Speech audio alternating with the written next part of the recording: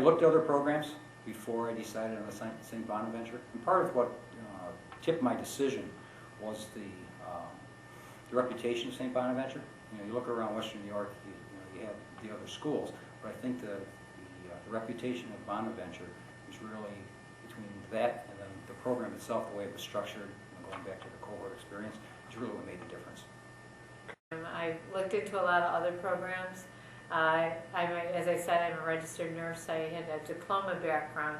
It took me 9 years to get my bachelor's. And between having children and different things happening in my life, and being able to come into a program, master's program, and complete it so quickly was very, very helpful. And I was very proud of the fact that I actually did it.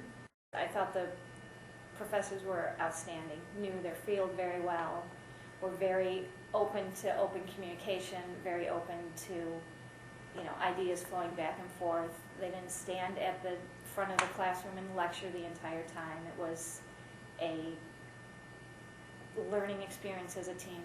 I think I have a little bit personal difference than some of the other cohort members because I'm taking this program later in life than my fellow students. It has really helped me hone in on the skills that I am really good at versus the ones that I might not be as good at. And I think that's really important to know about yourself. It really gives you insight into your abilities. The power of the leadership program to me is really that it's universal. The principles that we talk about in the program, like I said, you've got a U.S. military major, you've got a pastor of a church, and you've got a designer, and then you've got someone in insurance, myself in production with cheese. So there's a real broad range, but the great thing is these things that we learn are applicable to every one of them. I mean, every one of them. The pastor, you hear him talk about how it's applicable to him, and he takes those things and can implement them at the church and make a difference. And the designer, working with other designers and taking more of a lead role with them, And here you have a major in the military, you think, well, geez, he's had all this type of leadership experience, but same thing. For him to put a twist and a flavor and say, geez, I could do this better, I could learn this.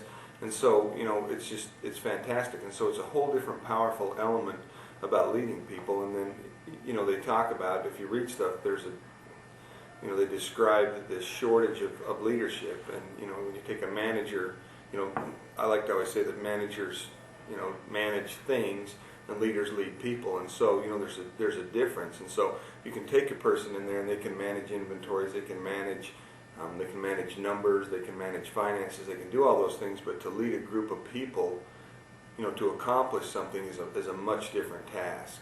And so, there's a huge element that I think is missed, and some people look at it a little bit softer, but it's much, much more powerful.